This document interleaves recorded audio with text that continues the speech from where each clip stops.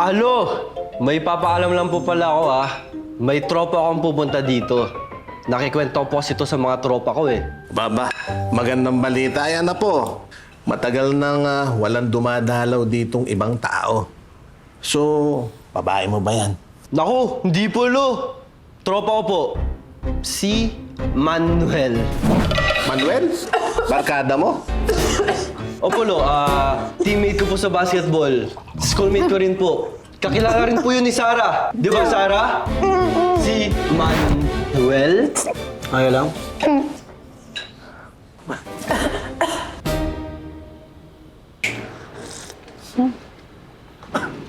Sarap naman itong tsa ako. La la la. Ano bang problema mo, ha, bakla? Hinahamon mo ba talaga ako? Don't you like my surprise, Sisi? Okay. Kala mo ba hindi kita papatulan? Sige. Ibibigay ko ang hinahanap mo. Bring it on. Yak-tak sa'yo. Okay.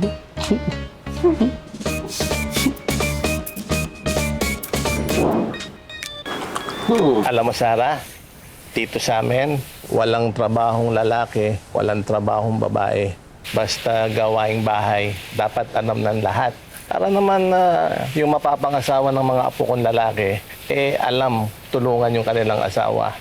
Lalong-lalo na kung buntis, hindi ba? Tama po yun. Ang galing nga po ng pagpapalaki niyo sa kanila. Bilib po ako.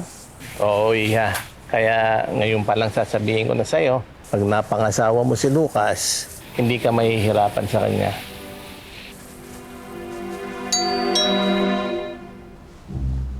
Ay, by the way, Lo, may pinapunta po pala ako na tao. Kasi napansin ko parang nahihirapan na si Eko mag-hardin at mag-ayos dito sa garden mag-isa. Parang may katulong po siya. Kunin ko lang po sandali. Tingnan mo nga naman maalalahanin ka pa pala, Iha. Saan naman itong tuhang to?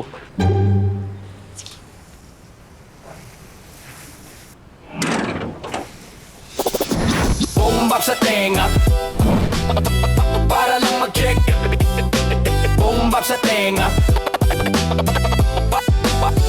para lang mag-check. Sir! Oh my gosh! Eko! Ay! Kuya, sorry po. Sorry. Sorry.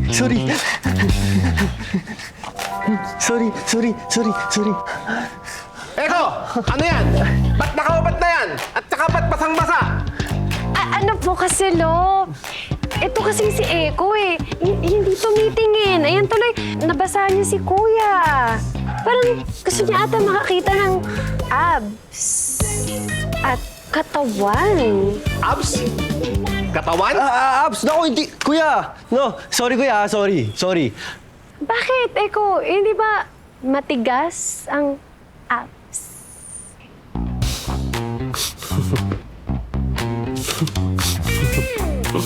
Hi, Manuel. Ano, nakapag-decide ka na? With Sarah kasi, di ba? And she'd like to meet you na here sa place ni Lolo. I'll send the address na, okay? See you very soon.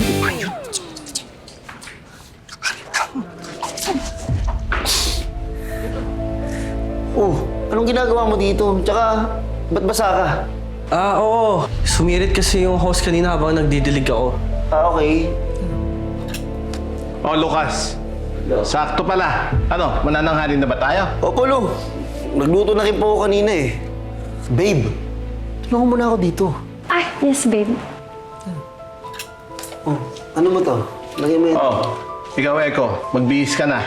Dadan mo ng pagkain yung gumagawa doon sa hardin. Sige po.